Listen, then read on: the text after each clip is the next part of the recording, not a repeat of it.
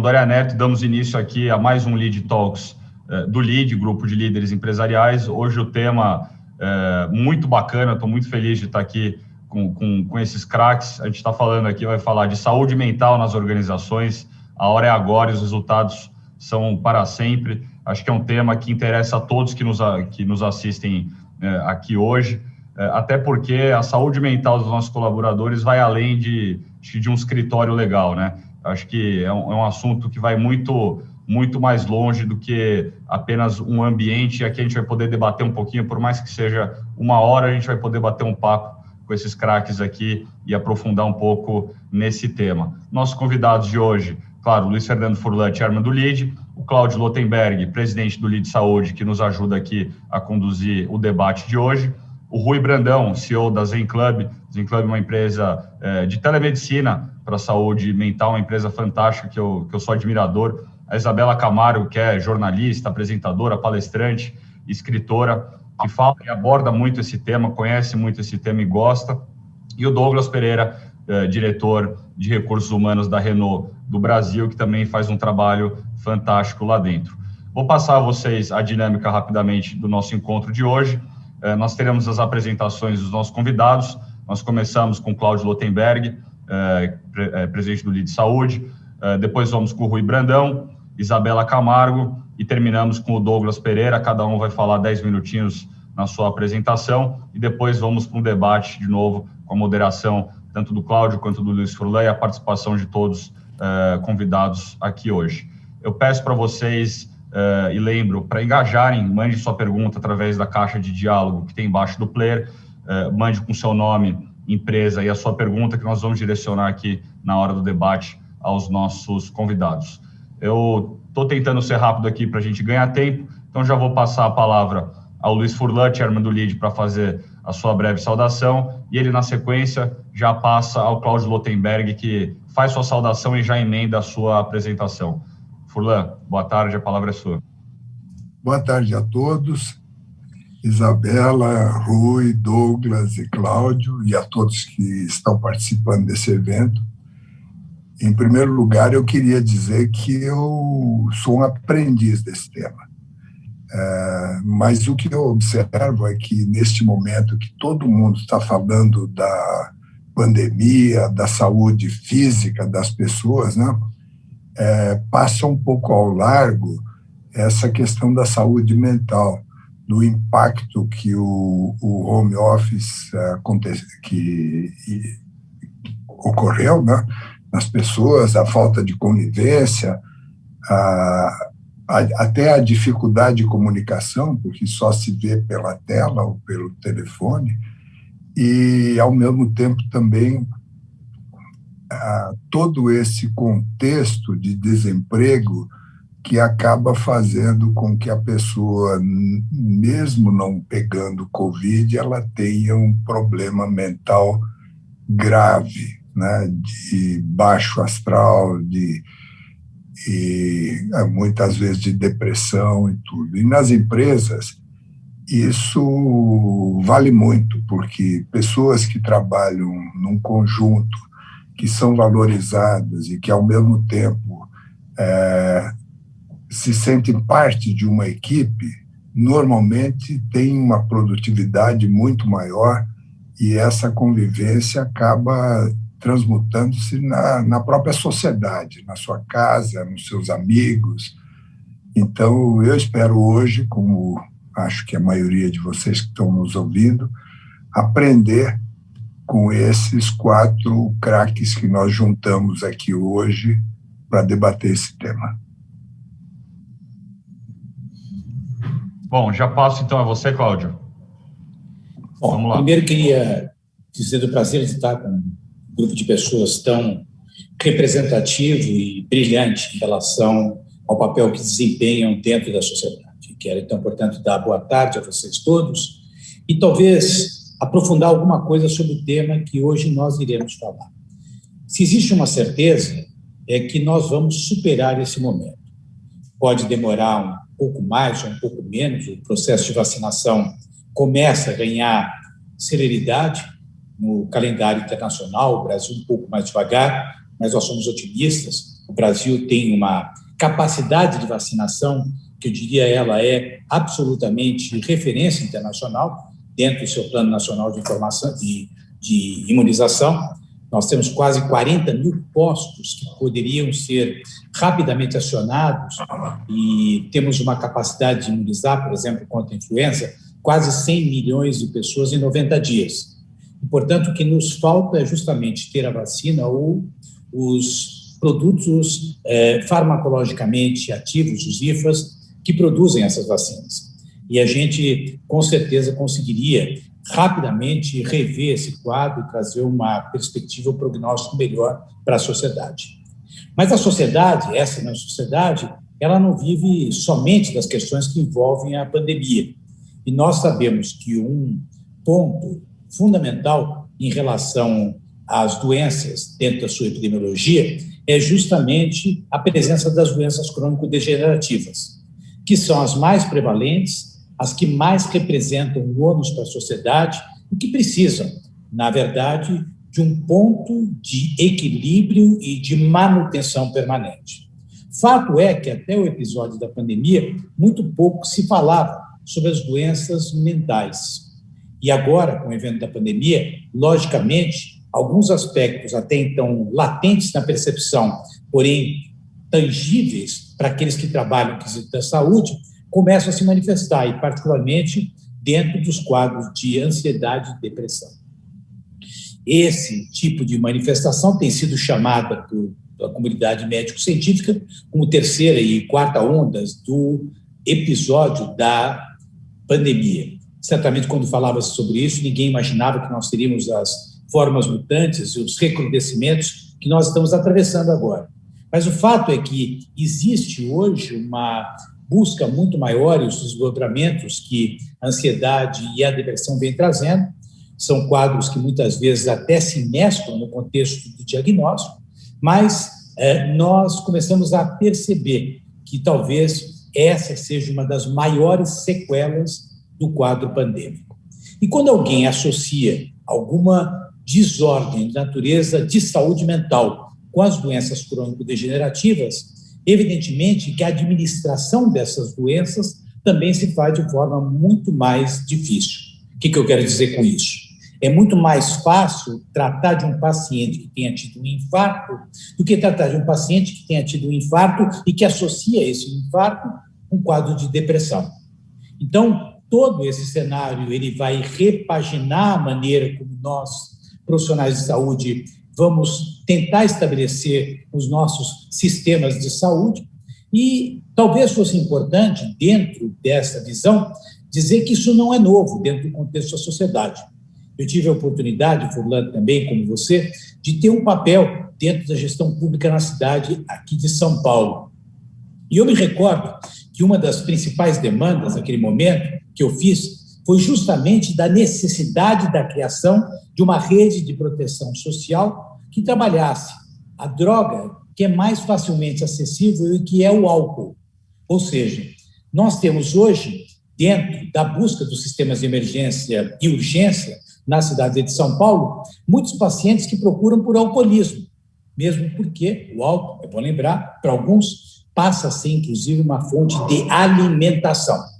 Então, eu tenho a impressão que hoje está aqui com dois profissionais de duas importantes companhias, e com a Isabela, que é uma jornalista que dispensa toda e qualquer qualificação, tenho muita admiração por ela, vai abrir a possibilidade de a gente sensibilizar aqueles que assistem os nossos seminários pelo LID diante de uma necessidade de entendimento que pode ter uma repercussão importante dentro do contexto da saúde ocupacional das companhias e no sentido mais amplo. Eu acho que a sociedade como um todo que tem que, sim, ter projetos que contemplem não só as doenças que são mais aparentes, no sentido da sua detecção, mas doenças que, em determinados momentos, passam como que desapercebidas, mesmo porque existe uma resistência por parte da sociedade na maneira de poder encarar os quadros de depressão e ansiedade, que, na realidade,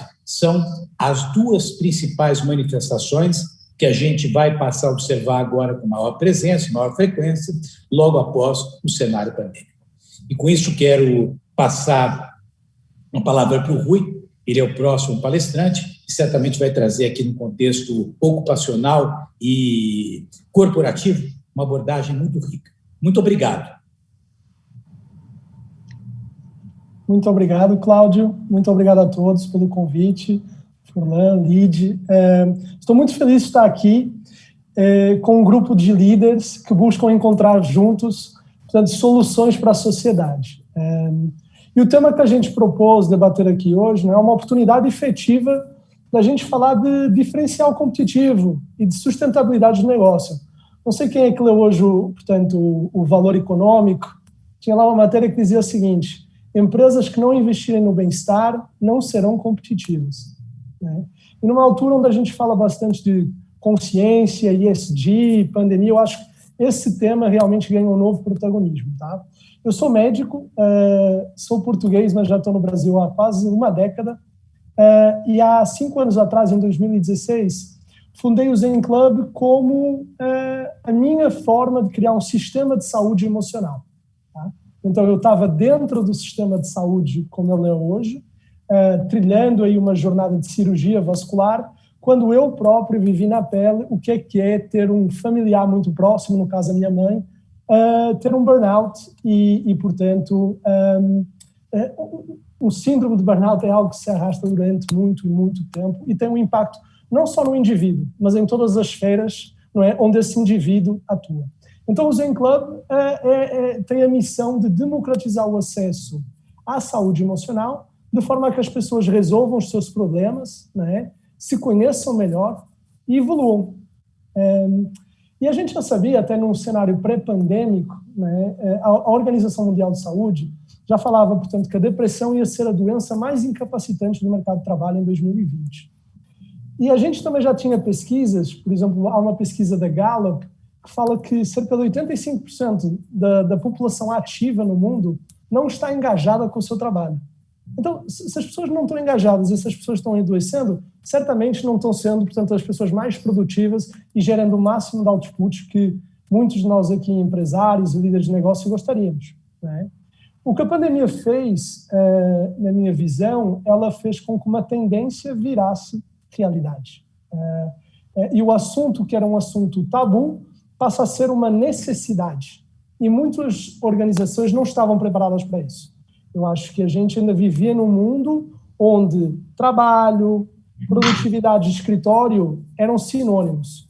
Mas o que a gente vê com a pandemia é que realmente para a gente ter pessoas engajadas e pessoas ativas e produtivas, né, a gente não precisa necessariamente ter uma mesa de ping-pong, um happy hour toda a quinta, ou, portanto, uma estrutura física, não é, descolada. Desde 2016, tá, gente, atuamos com mais de 200 empresas no Brasil, tá, de todos os segmentos, então desde uma Ambev, uma Natura, a uma Creditas, agências de publicidade, a Arc Educação, então a Renault, não é, que está aqui o Douglas representando, então a gente hoje permeia todo o setor, não é, empresarial. Não é uma temática que envolve empresas até 50 funcionários ou empresa com mais de 5 mil funcionários. É uma temática que envolve, portanto, cada vida humana. A verdade é bem essa, tá? A gente, portanto, é uma plataforma de gestão de saúde emocional, onde a gente, através de consultas digitais com psicólogo, psicanalista, facilitador de meditação, coach, não é? Ações de sensibilização, rodas de conversa. Então, a gente atua num componente de educação. Como é que a gente traz essa temática que é tão sensível, delicada, para dentro das telas das empresas hoje em dia? Como é que a gente consegue realmente acolher cada colaborador na sua individualidade? Então, quando eu faço uma ação dentro de uma organização, eu estou fazendo um movimento cultural de abraçar esse tema. Mas depois, naturalmente, as pessoas vão florescer e vão querer endereçar essa temática. E é aí que a nossa plataforma de consultas entra, porque não só a gente desperta e educa, mas a gente acolhe e trata. E, finalmente, a gente é uma empresa de tecnologia, no final das contas. Né? Além de saúde, é uma empresa de tecnologia. Então, a gente consegue mapear todos os dados. Assim, quais são os dados emocionais e comportamentais da minha população, dos meus colaboradores, que eu quero saber de forma anonimizada e de forma, portanto, populacional, para que eu possa retroalimentar a educação socioemocional que eu faço na minha empresa. Eu não preciso de esperar pelo Setembro Amarelo para falar sobre prevenção de suicídio ou depressão se eu começo a ver indícios disso em março. Eu não preciso de esperar, portanto, por o mês de Novembro Azul da próstata para falar sobre, talvez, masculinidade. Não é? São essas as temáticas, não é, do cotidiano que a gente consegue trazer e as empresas, então, atuarem proativamente, não é, nessa questão socioemocional de cada indivíduo. O que é muito interessante daquilo que a gente propõe, que a gente está fazendo com empresas que já abraçaram esse pilar de responsabilidade corporativa, é que a gente começa a criar duas coisas. Uma confiança maior na empresa, uma abertura maior minha para com a empresa, não é? Um senso de vulnerabilidade e empatia. E, ao mesmo tempo, quando a gente olha da organização para o colaborador, a gente está tirando um peso brutal das lideranças. Muitas vezes, quando a gente tem que lidar com questões pessoais, a gente, como líder, não é a pessoa mais capacitada para o fazer. Então, é ótimo, e a gente, inclusive, estava falando um pouquinho disso antes, de ter um parceiro externo que desonera o componente profissional da relação líder-liderado e também promove realmente especialistas nas outras esferas da vida de um ser humano que são tão relevantes para que ele seja o melhor profissional que a gente deseja. São as esferas amorosas, pessoais, sociais, não é? Que muitas vezes não entram ali na relação líder-liderado. Então, assim, para terminar e para realmente a gente ter aqui um debate rico, o mercado começou a entender que saúde emocional é um pilar fundamental de responsabilidade corporativa, é realmente algo diferencial numa era onde a gente começa a sair da indústria fabril e está na indústria de software, de inteligência, de serviços, e temos que investir da mesma forma que a gente investiu durante décadas em ergonomia, temos de investir agora, portanto, no nosso software, que são as nossas emoções, os nossos sentimentos e a nossa mente. Obrigado.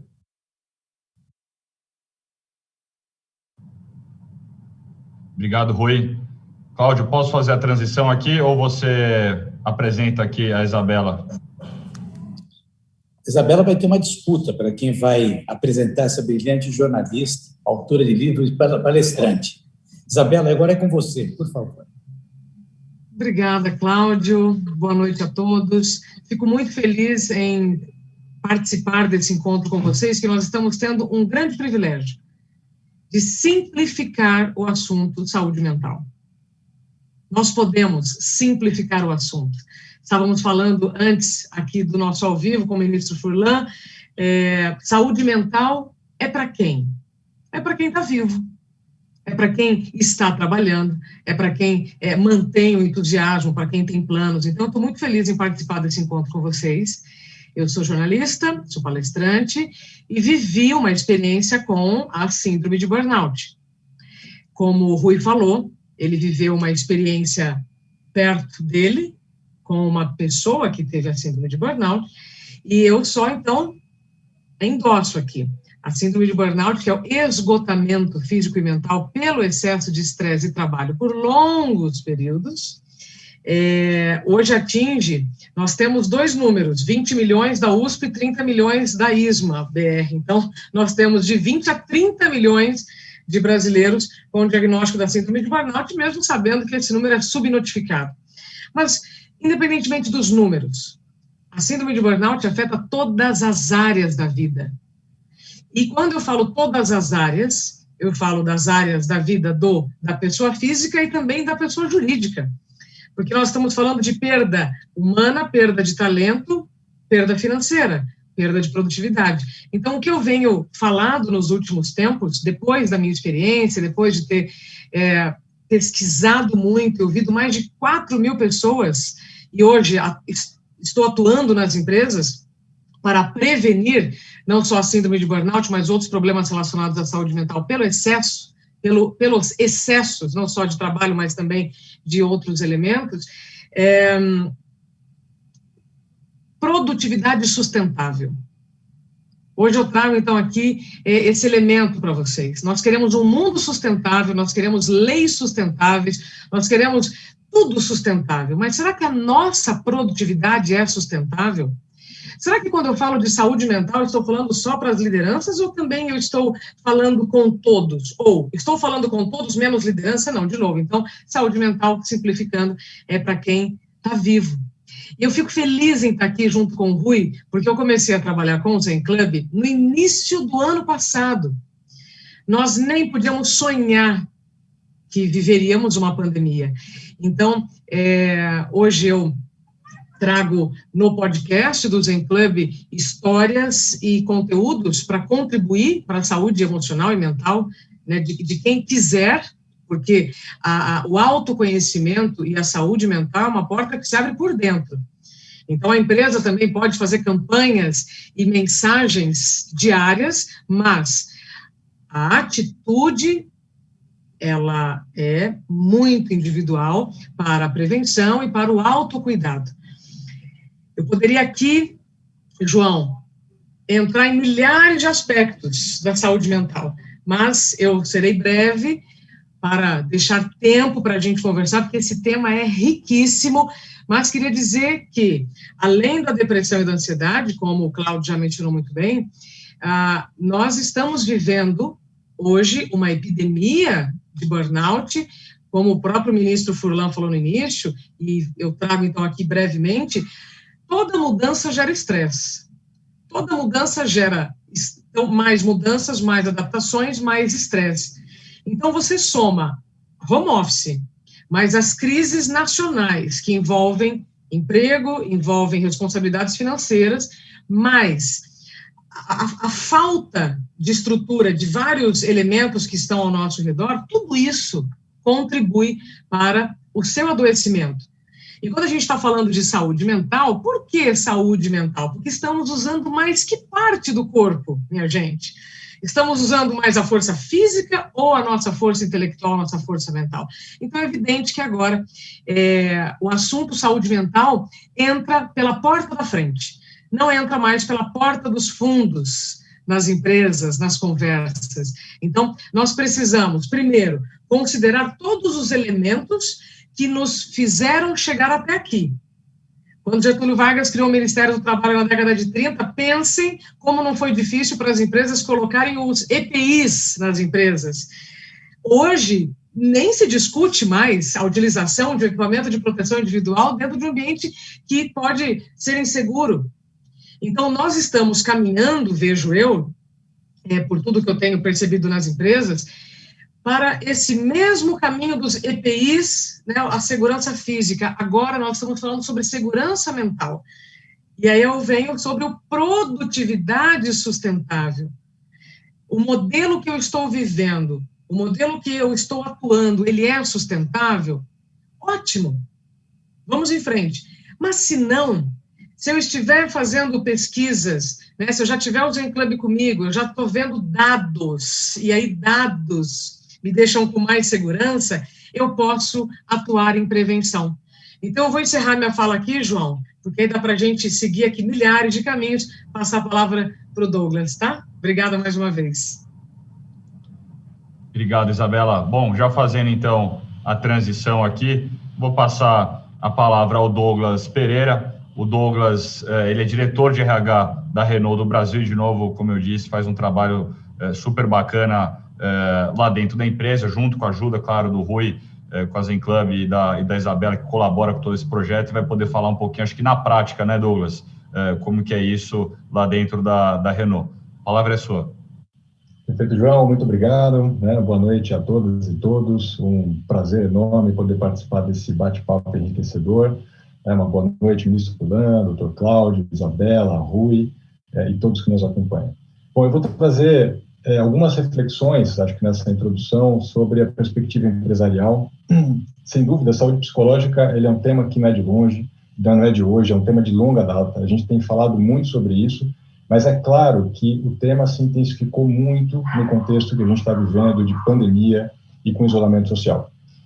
Quando a gente fala de saúde mental, tem vários fatores, eu acho que isso foi abordado em todas as falas, do Dr. Cláudio, do Rui, da Isabela, Mas dentro desse conceito, quando a gente fala de buscar essa harmonia, essa forma de gestão de conflitos no nosso dia a dia, a gente sabe que o tema profissional ele é um potencializador de transtornos e das doenças mentais.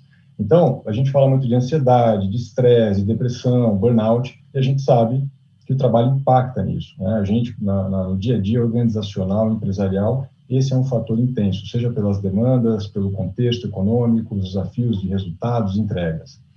Quando a gente fala de parte organizacional, a gente fala de saúde mental, eu diria que a gente pode considerar duas principais vertentes na nossa perspectiva aqui na Renault. Primeiro, a gente olha e analisa o ambiente profissional. Então, como que a gente faz para gerenciar esse ambiente de uma forma que ele não gere mais impacto? O meu travou aqui.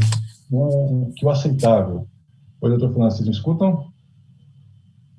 Estamos escutando, sim, Douglas. Acho que foi só do Furlan. Obrigado, perfeito. Então, nessas duas vertentes, eu vejo como o ambiente profissional, que ele gerencia, né, como que a gente faz para gerenciar o ambiente, para que ele não gere impacto além do aceitável. Por que eu falo além do aceitável? A gente sabe que a dinâmica profissional e empresarial, ela gera demandas, né, demanda pelos resultados, as dinâmicas de negócio. Mas como que isso transita naquilo que é aceitável, né, e que permeia ainda uma condição de gerenciamento mental por parte das pessoas. E a segunda parte que eu devo destacar aqui, que a gente analisa como uma vertente importante, é como a organização ela pode identificar e suportar os outros pilares.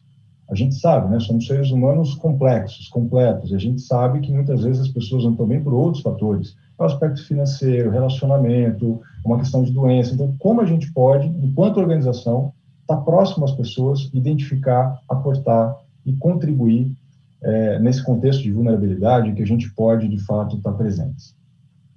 Bom, como eu falei, o cenário Covid ele potencializou, o cenário está um tanto quanto intenso, né, pelas condições diversas, as pessoas foram para casa no ambiente profissional, a gente teve que virar a chave da noite para o dia, as pessoas irem para casa, mesmo no nosso caso, por exemplo, a gente já tinha uma política de trabalho remoto, mas é muito diferente você ter uma política que tinha algum nível de flexibilidade das pessoas terem que ficar em casa por um período tão longo e constante. Então, é aquilo, né? Crianças pequenas que não estão indo para a escola, o cachorro, o ambiente ergonômico que não é do mais adequado. Isso tudo gerou uma intensificação e um desafio para os profissionais, né, para as pessoas que estão trabalhando e para a gente, enquanto organização, enquanto área de gestão de pessoas, como gerenciar esse contexto.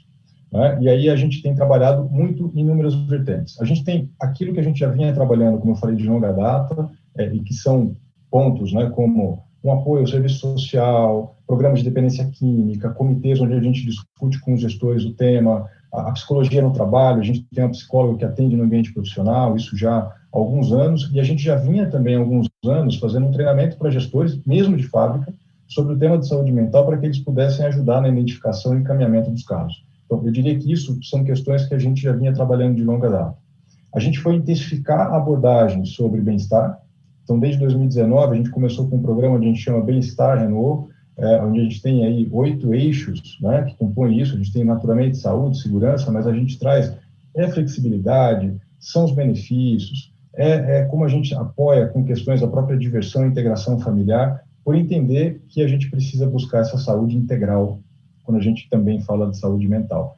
E, naturalmente, quando chegou a pandemia, com todos os desafios que ela trouxe, como eu mencionei agora há pouco, a gente foi buscar apoio adicional e foi quando aí entramos em contato com o Rui, né, e contamos com o apoio da Zen Club desde setembro do ano passado, como esse parceiro, como a Isabela trouxe bem, um parceiro isento, porque muitas vezes a pessoa não se sente confortável em falar diretamente com a empresa, com a área de recursos humanos, e busca um outro parceiro. E foi uma porta bem interessante, onde as pessoas têm acessado a plataforma, buscado conteúdos dos mais diversos. Então, as pessoas não acessam somente para tratar o tema específico da saúde mental, mas trabalham os aspectos financeiros, gestão financeira, que é um fator de geração de ansiedade, aspectos de carreira, né, de outras provocações em que a plataforma, por exemplo, contribui muito com a gente nesse contexto. E aí eu queria, para encerrar aqui, a gente ir para o debate, para a troca de ideias, eu preciso parar num ponto complementar aqui, principalmente sendo da área de gestão de pessoas. A gente, como organização, pode oferecer muitas coisas. A gente pode oferecer inúmeros programas, apoios, parcerias, a gente tem Zen Club, isso é importante. Mas o mais importante, na minha visão, isso tem que estar respaldado pela cultura de liderança.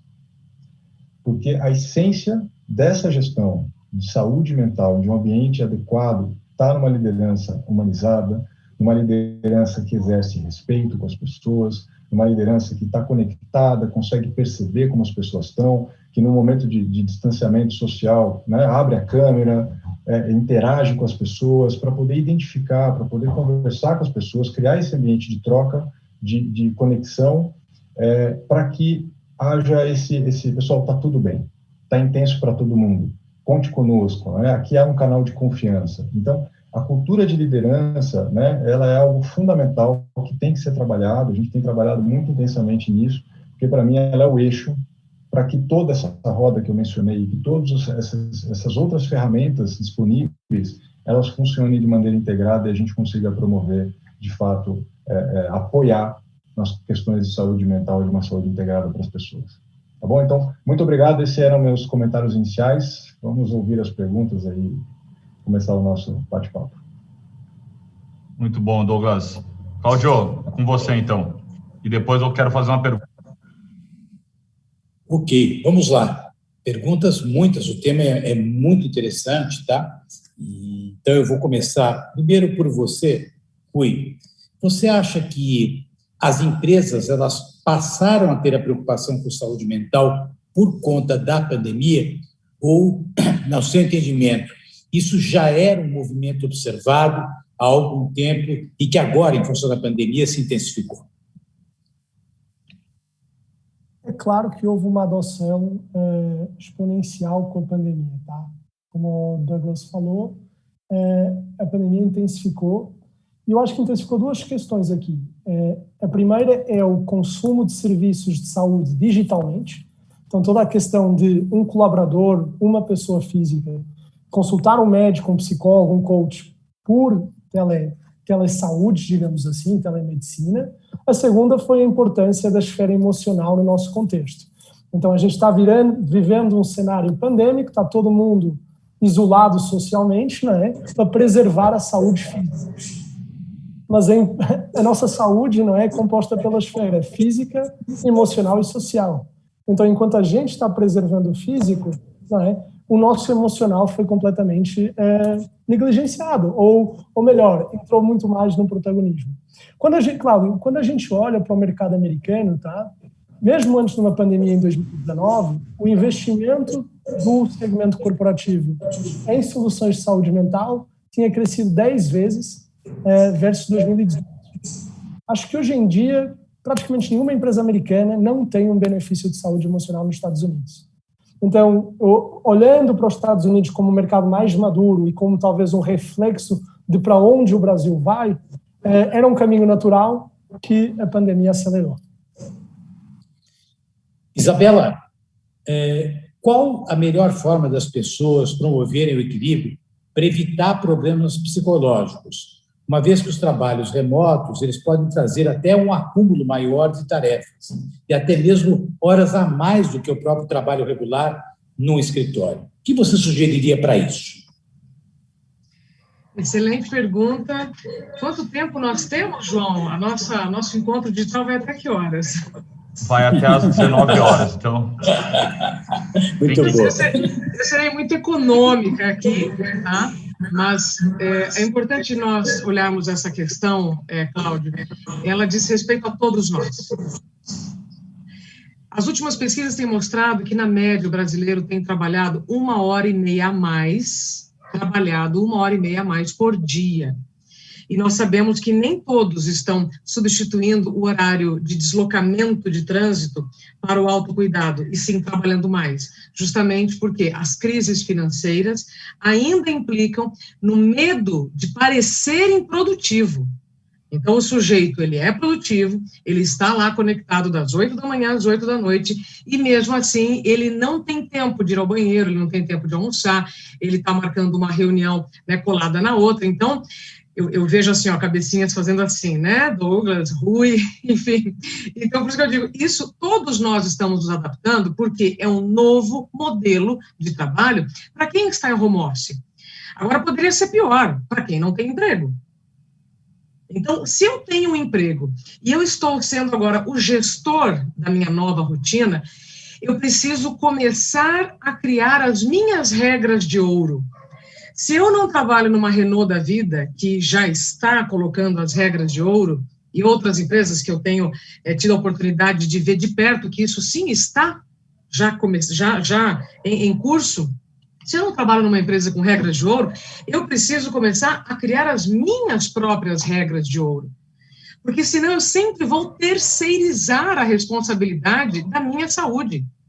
Eu preciso também, então, antes de falar de um ambiente, eu preciso falar dos meus comportamentos, se eles são tóxicos, se eles são saudáveis, e aí entra muito uma palavrinha para a gente falar de saúde mental, que é humildade, em aceitar que o modelo mudou. E este modelo, eu preciso me adaptar numa velocidade, pode ser que eu não consiga, com a mesma excelência que eu deveria com as mudanças externas, mas eu preciso, então, focar a minha atenção para esta mudança. Faz sentido, Cláudio? Então, uma resposta simples, bem econômica, é assim, independentemente de onde eu esteja trabalhando, eu preciso começar, experimentar, tentar, é o verbo que vocês quiserem, refazer a sua rotina, para que você assuma responsabilidades das consequências do que você vai fazer. Trabalhar 12, 13 horas em uma semana, num projeto, o final de mês, né, Douglas, que eu sei que tem que bater a meta, o final de mês a qualquer custo, etc., é uma coisa. Agora, fazer disso regra é outra história. E as consequências disso no nosso corpo, lembrando que a mente faz parte do nosso corpo, ela pode chegar em forma do quê? Dores, que são mensageiras. Então, as dores ou os problemas de saúde, né, quando a gente não ouve uma dor, ela vai se intensificando, aí os médicos aqui falariam melhor do que eu, e vira um problema de saúde. E aí, como é que nós vamos falar de produtividade sustentável com uma pessoa que está dopada de remédio ou está entupida de café? A produtividade, ela vai ficar prejudicada, não é, Douglas? Então, você vê, produtividade sustentável, uma revisão, é uma adaptação, uma atualização de identidade deste modelo que hoje você está. E considerando que, se eu não tenho regra de ouro, eu preciso começar a tentar dentro do meu ambiente. E depois indo para as lideranças, com diálogo, porque o modelo é como é. Nem bom, nem ruim. Ele é como é. Eu preciso, então, me adaptar da melhor maneira. Existe bullying em torno desse problema? Qual deles, ministro? Da saúde mental. De as pessoas começarem a falar, pô, esse cara tá fora do coisa, não dá para passar nada para ele porque ele está confuso. Esse tipo de bullying, assim, que diz isso como se fosse incompetente, estressado, outra coisa, existe? Existe, sim, ministro. Nós já avançamos muito. Vou passar aqui a palavra também para o Douglas, para o Cláudio, para o Rui. Já avançamos muito, mas ainda existe. Então, é o seguinte, ministro, imaginem que nós estamos há 200 anos tratando o assunto pela porta dos fundos, e agora ele está entrando pela porta da frente, porque é evidente que nós estamos usando mais a nossa mente, e não a nossa força física. Então, por isso que números, por isso que um serviço como o do Zen Club é fundamental para que eu, gestor líder, veja em números aquilo que eu só estou ouvindo falar. Isso fica mais fácil para agir. Então, uma coisa é número, a outra coisa é atitude. Mas preconceito, ministro, né? Então, a sua pergunta é se tem ainda preconceito no assunto de saúde mental? Tem. Assim como tem preconceito ainda para a gente falar de milhares de assuntos. Saúde mental é um deles. Mas, quando você pega os números da Organização Mundial da Saúde, mais os números que você tem dentro do seu ambiente corporativo, aí deixa de ser uma frescura, uma bobagem, e passa a ser um problema como qualquer outro, que precisa o quê? De uma prevenção, de uma atuação, para você minimizar custos. Não estou só falando financeiros, custos de todas as áreas. Cláudio, eu posso fazer uma... O seu está no mudo, Cláudio. Pois não, Johnny. Bem rápido aqui. Acho que o Rui pode me responder. com o complemento da Isabela e do Douglas, mas minha dúvida é assim, o brasileiro ele tem talvez o hábito de ir procurar ajuda só quando ele está muito mal, ou tem o costume de antes, se isso é diferente em outros países, ou se você tem alguma informação em outros países que talvez tenham um índice melhor de saúde mental, se as pessoas vão procurar com mais antecedência antes de chegar num estado grave buscar ajuda. Ótima pergunta, João. Eu diria que é igual, portanto, na sociedade global hoje, tá? Mas a razão, eu não acho que é tanto uma questão das pessoas buscarem. Quando a gente olha para o universo de doença, a gente sabe que hospitais ir ou que planos de saúde usar.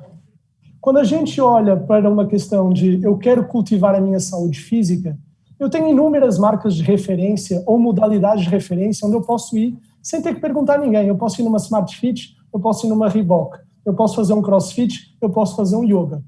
Quando a gente entra na esfera emocional, não é, as pessoas não tinham, digamos assim, marcas de referência onde ir.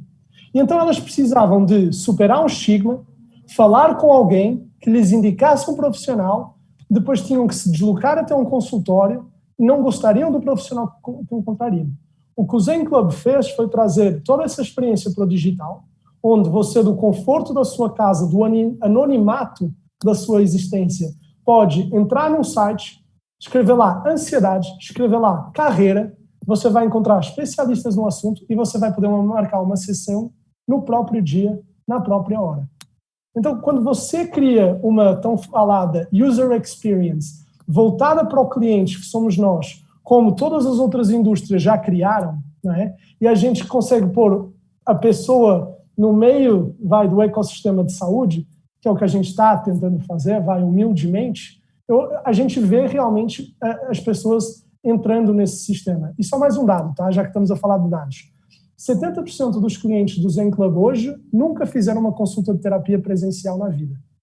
Então, você consegue ver o quão reprimida a sociedade estava por realmente ter marcas de referência, lugares de referência, onde encontrar especialistas e ajuda emocional. Douglas, há KPIs que podem ser monitorados para observar qual o nível de saúde mental e psicológico de uma equipe? E o que a CLT fala sobre saúde mental? Há algum tipo de registro nisso?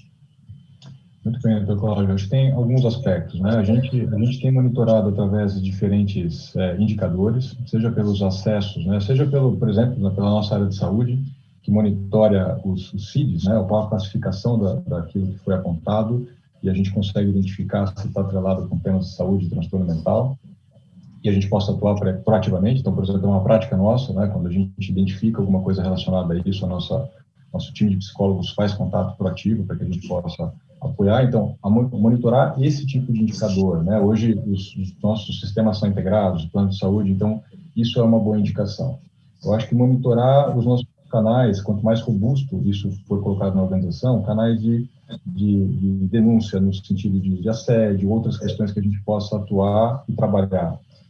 Monitorar as buscas que a gente tem. A própria plataforma do Zen Club, ela é bem interessante, porque ela protege toda a confidencialidade, porém ela indica por área quais são os temas e quais são as questões que são mais procuradas. E isso faz com que a gente possa identificar focos onde a nossa atuação é mais necessária, onde o nosso cuidado é mais necessário, para que a gente seja efetivo em termos de políticas. Ok? Então, eu creio que esses são os pontos mais incisivos aí que a gente tem monitorado em relação ao tema. Isabela, distância e contato humano, né? Aparentemente são coisas complexas. Eu sou um médico, você sabe disso, né? A telemedicina é algo que é hoje, para mim, um grande ganho nos recursos de saúde, né? Quando a gente fala de equidade, a telemedicina é uma ferramenta que transmite acesso, facilita, minimiza desperdícios, tem uma série de coisas, né? Você tá, não só pela tua função como alguém que entrevista, né? Mas tem contato e vive de relação humana, né? Como a gente pode estabelecer o limite entre aquilo que tem que ser percebido pelo contato físico e aquilo que pode ser percebido pelo contato desse mundo digital? Não é fácil, né? Não é fácil, Cláudio, e, de novo, é adaptação. E aí eu preciso entender o cenário. Em qual cenário eu estou inserido? Né? Até que ponto eu vou me expor a riscos maiores para um contato físico? Eu estou entendendo que essa pergunta ela tem a ver com o ambiente profissional. Até que ponto eu vou me manter no ambiente digital, mesmo sabendo que eu adoraria fazer esse nosso encontro aqui, né, naqueles eventos maravilhosos que o LEAD sempre organiza. Mas, neste momento, não dá. Então, de novo, ou eu vou olhar para a situação como um problema ou como uma solução. Então, a tecnologia, indiscutivelmente, está nos aproximando. Agora, é claro que está todo mundo sentindo falta de um encontro presencial, mas aí, de novo, humildade em reconhecer, poxa, esse encontro poderia ser muito melhor presencialmente, mas ele não aconteceria neste cenário que nós estamos. Então, Cláudio, eu vou responder assim com muito carinho, porque todos nós estamos sentindo falta de alguma coisa. Todos nós estamos sentindo falta de reuniões, encontros presenciais. Mas neste momento não dá. De novo, adaptação neste cenário que eu estou inserido. Você, médico, Cláudio, precisa se expor a ambientes extremamente vulneráveis. Ao mesmo tempo em que você, em algum momento, pensa em estar mais protegido, o seu contexto, o seu cenário exige que você se exponha. E assim você tem também outros eventos. Como eu falei, eu posso reclamar que o meu home office está ruim, eu posso reclamar que eu não tenho emprego. Eu preciso me ajustar ao cenário. Então, esse limite emocional, se eu vou sofrer ou não com este cenário, vai depender muito mais da minha organização mental e estabelecer, né, Rui? Eu vejo isso muito com o Zen Club. E estabelecer, isso é ruim ou é bom? Depende. Depende de como eu vou me colocar diante desse cenário. Eu posso ver como ruim ou como bom. Qual é o lado bom do lado ruim? Esse nosso encontro aqui, como eu disse, estamos simplificando o assunto. Estamos trazendo mais diálogo, mais números para algo que ainda é visto como um assunto, né, vamos falar baixo, não, desencana. Mas o Douglas já sabe, o Rui já sabe que quanto mais a gente ignora um problema, mais ele vai se tornando maior. E nós estamos aqui, querendo ou não, falando de produtividade, aí vou puxar aqui a sardinha, sustentável. Como eu quero, então, manter, né, a sustentabilidade do meu negócio, da minha produtividade, dos meus talentos, porque o trabalho vai continuar, a tecnologia vai continuar, as crises, infelizmente, vão continuar, não é, ministro? Já viveu muitas, né? Ainda temos muito adiante, ou seja, como eu vou lidar com tudo isso? Eu tenho que fazer uma escolha. Ou eu busco ajuda, ou eu busco um parceiro que sabe mais do que a minha empresa faz, e vou prevenindo problemas, ou eu vou arcar depois com, de novo, mais custos. Essa pergunta, Cláudio, que você fez para o Rui agora há pouco, né? Por que a gente demora, aliás, o João fez também, por que a gente não procura ajuda antes? João, em consultório de dentista, você vê mais pessoas com dor de dente ou para prevenir algum problema? Então, nós já temos isso, né? A nossa memória, bagagem celular, já parece que você, como eu falei, a dor está lá, ela está te mandando uma mensagem, você está indo para um caminho de desequilíbrio. Se você não ouvir, ela se transforma num problema de saúde. A questão da saúde mental é a mesma coisa. Se você ignorar os sinais que o seu corpo está te mandando, que o esgotamento físico e mental está te avisando, se você ignorar isso, vai vir um burnout, um infarto, um AVC, uma outra pausa forçada.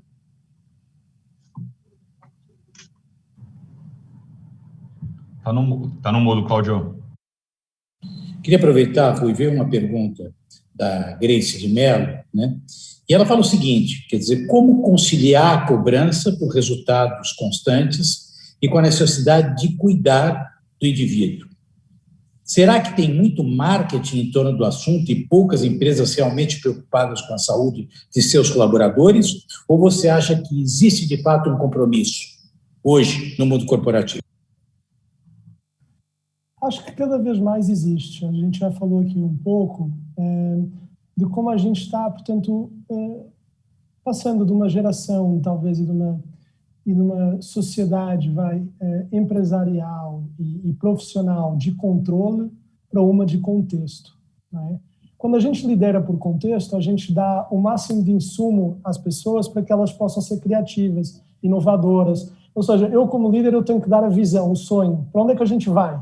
E eu tenho que dar autonomia, liberdade, espaço de fala para que as pessoas tragam ideias, iniciativa e resultados. Eu acredito que a pandemia também ajudou muita gestão, muita empresa a entender que realmente tentar controlar o ambiente de trabalho, tentar fazer uma liderança, por controle, não é o caminho. Não é por eu ter as pessoas no escritório 10 horas e batendo ponto e estando lá que elas vão realmente produzir o que eu preciso, né? Elas vão estar lá, corpo presente, chama-se presenteísmo. Então, assim, eu vejo que o tema, ele também saiu de uma caixa apenas de benefícios dentro do RH, para virar um tema maior de RH, para agora virar um tema de liderança. Então, a gente está caminhando na direção certa. De novo, eu sou um otimista, eu gosto de olhar, como a Isabela falou aqui, para oportunidades. E com o escrutínio que a gente tem hoje no mundo digital que a gente vive, não é? As empresas que forem só falar e não agir, elas vão ser pegas, né, nessa mentira. Então, assim, começou, estamos dando passos largos, na minha visão, uma Ambev criando uma diretoria de saúde mental, o Douglas aqui representando a Renault e falando de como a Renault está olhando para esse desafio, só mostra a abertura que há do tema e que realmente há pessoas que estão arregaçando as mangas e fazendo com que isso aconteça. Mas é preciso, de novo, e aqui vou roubar as palavras do Douglas, a liderança dar exemplo, exemplo, exemplo. Como é que as regras trabalhistas estão tratando desse assunto? Eu acho que a regulamentação é sempre a última a se mexer. A gente precisa primeiro começar a inovar, mostrar resultados para que as leis e regulamentações sejam ajustadas, tá? Então, da mesma forma que foram, como a Isabela falou, os equipamentos de proteção foram instaurados como leis, não é? Porque a gente percebeu que havia pessoas morrendo por falta de controles e processos em empresas, não é? De indústria primária, especialmente. Acredito que a mesma coisa vai acontecer nesta indústria mais digitalizada, softwareizada que a gente vive. Obrigado. Eu vou, antes de passar as palavras para o Johnny, para encerrar, quer dizer que foi um privilégio escutar vocês, pessoas com sensibilidade, com uma preocupação com senso comum, e acho que a questão de saúde mental veio para ficar. Não acho que seja alguma coisa que represente um processo de marketing corporativo, em absoluto, né? Nós sabemos que isso tem impacto em uma série de condições laborativas, de convívio social, em produtividade, né? Eu acho que é um padrão cultural. Não é fácil mudar uma cultura, é muito difícil. Aliás, para mudar a cultura, muitas vezes as pessoas tentam associar, inclusive, incentivos de natureza econômica. Não é o desejável, mas muitas vezes se usa isso, né? Mas eu acredito que a questão de saúde mental, vejo isso até na própria organização que preside o conselho, que é uma instituição de saúde, né? Para mim, isso é algo definitivo. Johnny Dória, por favor. Cláudio, muito obrigado. Acho que, de novo, foi curto aqui, foi enxuto. A gente conseguiu colocar, acho que, pelo menos mostrar a importância de você cuidar da sua saúde mental e não deixar isso ir se agravando, né? Acho que isso é muito importante. E a gente fica feliz que você tem plataformas hoje e também pessoas, plataformas, eu digo a Zen Club, que facilitam o acesso às pessoas tratarem, o Furlan falou um pouco do bullying ali, do preconceito, não só da pessoa ter a doença, mas que existe o preconceito de procurar ajuda, né? Procurar um profissional. Então, acho que facilitar o acesso a isso, todos só têm a ganhar, e pessoas como a Isabela e o próprio Douglas que ajudam a propagar esse cuidado aí que a gente tem que ter com a nossa saúde mental. Eu espero que a gente possa ter uma próxima oportunidade aí para poder conversar.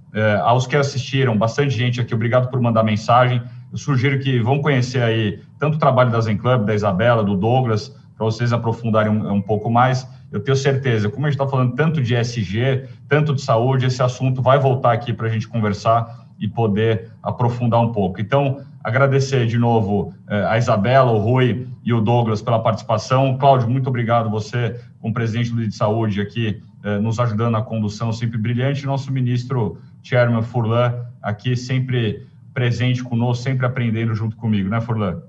Isso mesmo, isso mesmo.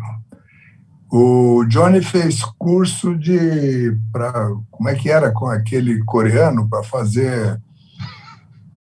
Quem é LEED transforma. O LEED apoiou a aprovação da Política Nacional de Resíduos Sólidos, lei que reformula o saneamento básico brasileiro. Quem é LEED inova. O LEED ajudou a criar o Pacto pelo Esporte, um acordo entre empresas patrocinadoras do esporte brasileiro. Quem é LEED educa. O LEED colabora com o Instituto Ayrton Senna em projetos de educação que chegam a 1,5 milhão de crianças a cada ano. Quem é LEED conecta. O LEED promove a conexão para alavancar relacionamentos, parcerias e novos negócios. Quem é LEED conquista, movimenta, renova, realiza, faz o futuro. Quem é LEED participa.